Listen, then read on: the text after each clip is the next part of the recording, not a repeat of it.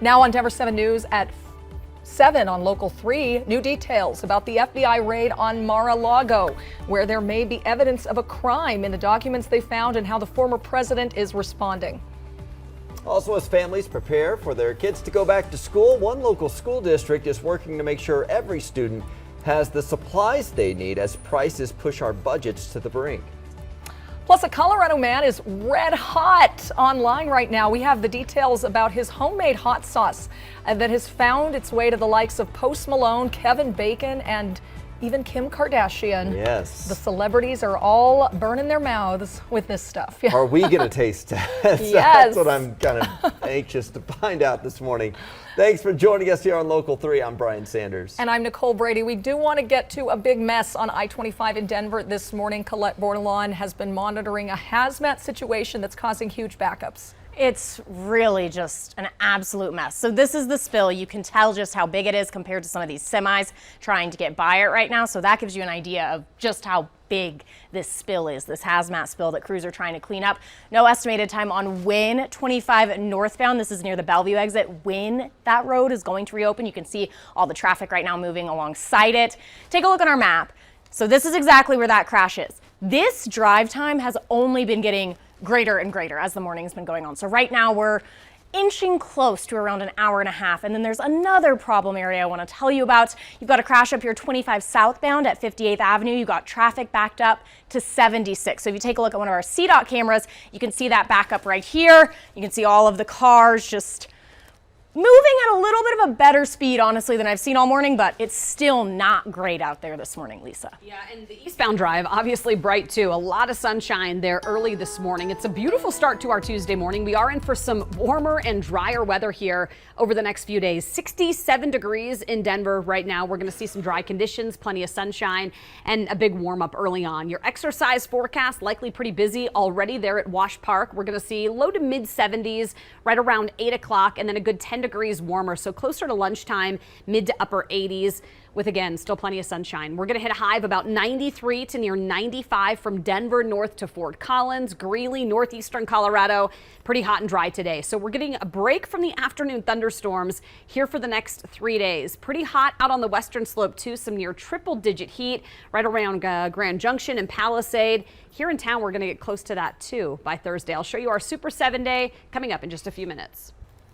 Well, thank you, Lisa. We're learning more now about the FBI raid on former President Trump's Florida resort. Dozens of agents were seen leaving MarALago after executing a search warrant.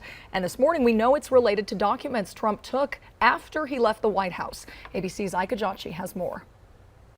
This morning, an unprecedented move by the Justice Department. Former President Donald Trump's MarALago resort raided by the FBI. In a statement, Trump confirming the search, saying they even broke into my safe, and claiming his home is currently under siege, raided, and occupied by a large group of FBI agents. Trump was in New York at the time, not MarALago. He's seen here leaving Trump Tower Monday night, ignoring questions. Trump later calling into a rally for Sarah Palin, alluding to the events at MarALago. Another day in paradise. This was a strange day. ABC News confirming the search warrant was executed at 10 a.m. Monday morning, and that it was related to improperly removed documents, some classified, from the White House. Overnight, Trump's closest Republican allies slamming the FBI. House Minority Leader Kevin McCarthy tweeting a statement saying the Department of Justice has reached an intolerable state of weaponized politicization. Representative Marjorie Taylor Greene simply tweeting, "Defund the FBI." And Eric Trump joining in. All of a sudden, on no notice, they sent 20 cars and 30 agents. Sean, I mean, this is just more political persecution of Donald J. Trump. Although several Republicans are criticizing the search, the head of the FBI, Christopher Wray, is himself a Republican, nominated by Trump. Former FBI agent Stuart Kaplan says we may never hear about what was on the pages of the sealed affidavit. What was alleged in the affidavit bears out, meaning they retrieved that evidence. It is possible that criminal charges could be filed against the president. Sources tell ABC News there's been a strong reaction to the raid on extremist and QAnon-related forums, including those that were active before January 6th. Some have been calling for violence and even a civil war. Ika Jachi, ABC News, Washington. Well, this morning back here in Denver, CDOT is investigating why drainage system pumps did not automatically turn on during heavy rain, which caused flooding along the I-70 project right through Denver. The rain flooded the section of highway on Sunday. It stranded several drivers and families. 11 people had to be rescued. We spoke with a delivery driver who drove through that flooding. But there was a lot of cars that they looked like they were bogging down, and I was just like, I'm not stopping. Whatever I do, I'm not stopping, because this thing's just going to turn into a gigantic boat. In a statement, the contractor working on the project said an error in the drainage pump system appears to have prevented the pumps from turning on automatically. Once this was determined, Kiewit turned the pumps on manually. After the pumps turned on, the area was drained in a short period of time. Well, we have seen some heroic actions by Denver firefighters during that flooding. In addition to 11 people rescued on the interstate, they rescued another 18 people on side streets. And some of the video is just incredible from one man who shot a baby being rescued from those deep waters. Firefighters also lifting children to safety. This one here with one child in each arm. Denver Fire Lieutenant J.D. Chisholm served on this same water rescue team for years. He told us this is what they train for every weekend. To ensure while he's carrying those kids that he doesn't fall in the water, he's going to walk backwards to make sure that that's the safest method of getting those kiddos out. Anybody who's a parent or who has spent a lot of time with children knows the calmer we can be when we're talking to them, the calmer we can be to distract them from the actual events that are taking place, then we can get them to a safer environment. Well, worth noting here, the firefighter who was carrying those two children is a triathlete, so pretty fit for sure. Right now on the DenverChannel.com, we're going in depth on this weekend's storms. We're tracking how much rain fell across the Front Range and comparing that to what we usually see this time of year. We will learn more about changes taking place within the Aurora police and fire departments today. The city's consent decree monitor will hold a public meeting to talk about its first oversight report. Denver 7's Christian Lopez joins us live because this report shows some good news that the department is cooperating with the changes. And that first report came out just a week ago. Today, the community will have the opportunity to attend that public meeting where they can learn more about these findings and ask any questions. The main goal here is for the police and fire departments to continue making progress and gain the community's trust. After the Colorado Attorney General found patterns of racially biased policing within the police department, the city agreed to this consent decree, which is a plan to improve policing and public safety practices. So a monitor is helping Aurora Police and Fire make some big changes to use of force policies, training, bias, and other issues. The first report says that the Aurora police officers and firefighters have been cooperative and interested in implementing these changes. But the police department has to improve trainings, and the Use of Force Review Board has to improve investigative practices. So there is still a lot of work ahead, but a member of the Community Advisory Council believes that change is already happening.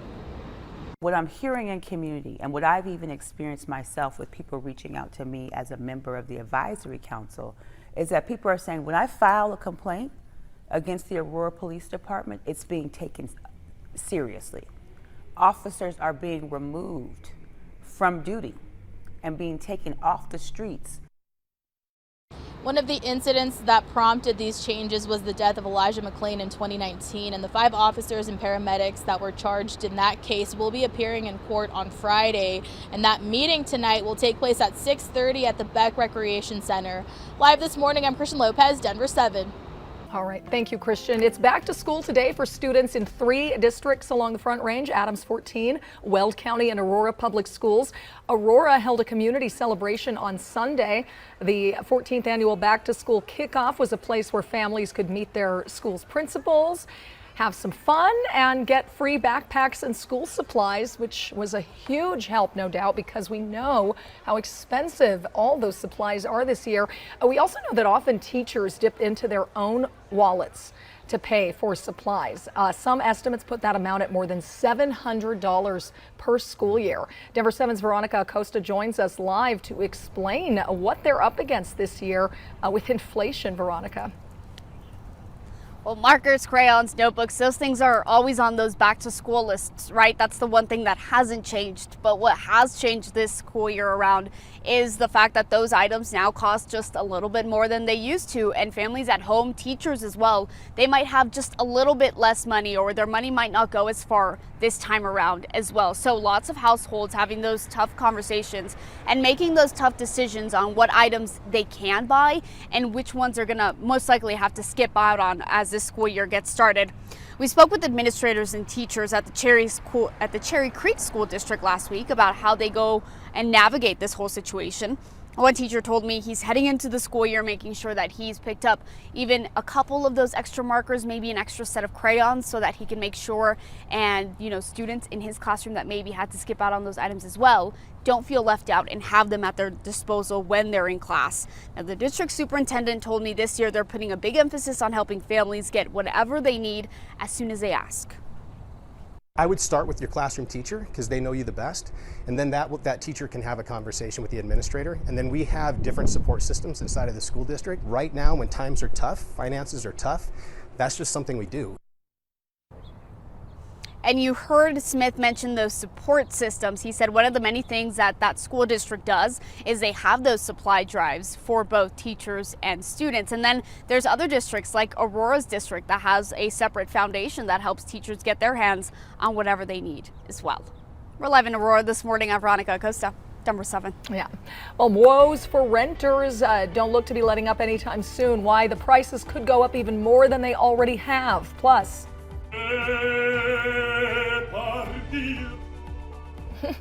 the unexpected talent that has a college football team fired up before the season.